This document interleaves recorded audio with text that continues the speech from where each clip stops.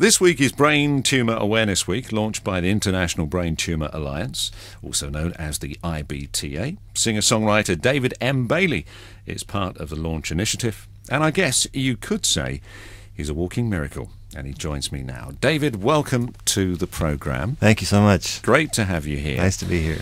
You're the son of Presbyterian missionaries. Correct. Raised in Beirut, Lebanon. You spent some time in Germany, and in Germany, that's where you learned to play the guitar.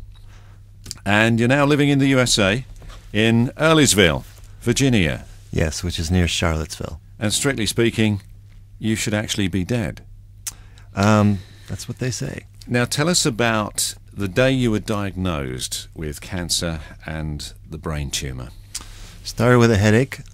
The headache got worse and worse and worse, and my wife kept saying, "You got to go see the doctor. You got to go see the doctor." And one night that it was so bad, I couldn't sleep. I got up in the morning, was dizzy, fell over, nauseous. My wife called 911, and the ambulance came. And I remember getting on the ambulance thinking, "This is silly. It's just a headache." We got to the emergency room, and in the ambulance and then again in the emergency room, I had a series of seizures. They immediately did a quick scan, and they found a mass in my head that was the size of roughly a grapefruit. Good grief. Yeah. And so they put me on a helicopter immediately and flew me up to the next larger hospital.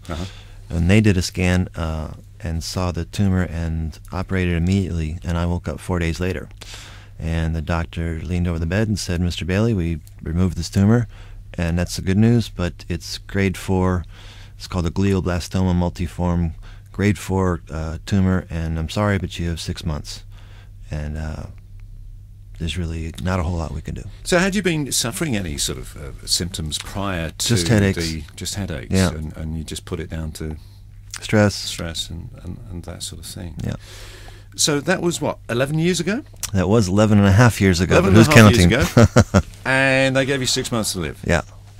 So how did you come to terms with the devastating news that you were given? I guess you felt perhaps, this ain't happening to me, this is just a dream. There was one particular moment early on. I got extremely frustrated. All the literature that I found that all said there's no known cause, there's no known cure. I got very angry, and I went for a long walk. Stormed out of the house, and as I'm walking down the road, it was all very melodramatic. I shook my fist at the sky, and I was crying, and I shouted, the big question, why me? Yes. And I actually imagined that God came walking down the road towards me and said, "Hello, David. I understand you have a question." And I said, "Yeah. Why me?" And in my mind, I imagined, what would it be like if God said, "Oh, well, here's why." So I imagine that he tells me. Mm-hmm. And this actually creates kind of an awkward situation, because I'm standing there going, "Okay, and what now?" And in my mind, as soon as I asked that question, God smiled and said, "Now, David, don't you think that's a much better question?" And everything changed. The question was not, why me? The question is, what now? Yeah. What are you going to do? And I walked home. That was my first answer. Literally asking myself, what do you do now? Well, walk home. And that simple action made me realize that despite the fact that all this control had been stripped out of my life, and this disease just implanted on me, that there were things that I could do. There were decisions that I could make. And with that came just a little bit of a sense of direction and purpose, and with that came just a glimmer of an idea of the possibility of a future, which no one had really even indicated was an option. And I said, "Well, what if it is? What are you going to do now?" And this guitar had been locked away in the closet for 10 years. And I thought, well, if you only have 6 months, you used to love that, and you gave it up to be a corporate dude. What would happen if you got it out again? And I said, "God, what can you do with the guitar and the brain tumor?" And he said, "Watch me." So what were you doing in the corporate world? Blah, blah, blah, blah, blah. Exactly, right, okay. And you find life's more interesting now. How did your wife take the news of your diagnosis. She was and is amazing. Absolute rock. Wouldn't have made it one day without her. One of the most poignant memories was during one of the procedures that they had to do. This was a few years down the road. They did a scan and they saw something, they weren't sure what it was, and they had to do a special analysis to figure it out. Yeah. So they had to screw this frame into my head prior to getting a scan, literally with large screws. And the anesthesiologist wasn't very skilled, and they hadn't put enough in.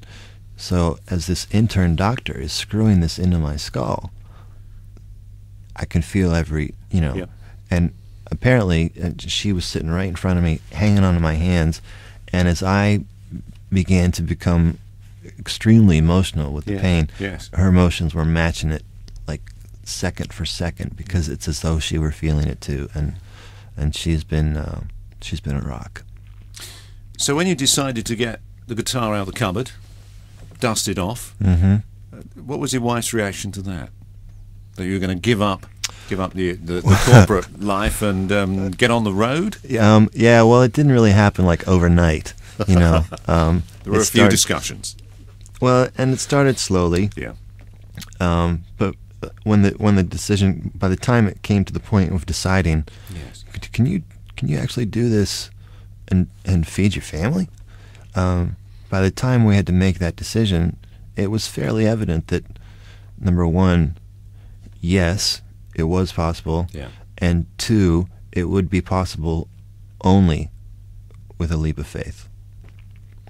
Now, the church must have been behind you, yes. your local church, giving you plenty of prayer support as well as perhaps some practical support. A lot of meals. How important were they in this situation? In the first 6 months, I don't think we cooked a single meal.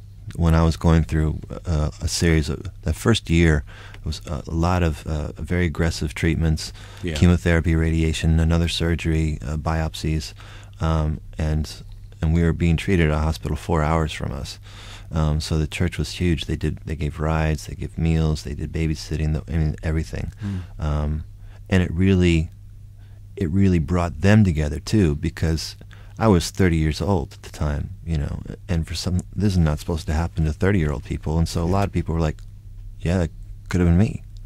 So it really it didn't just rock our world, it rocked the whole community, and that's common with tight-knit communities around the world. When something like this happens, they bond together, and that's kind of the first answer to your question. The second answer is, as I began to tour, churches opened their doors to say, "Oh, please come and share your story."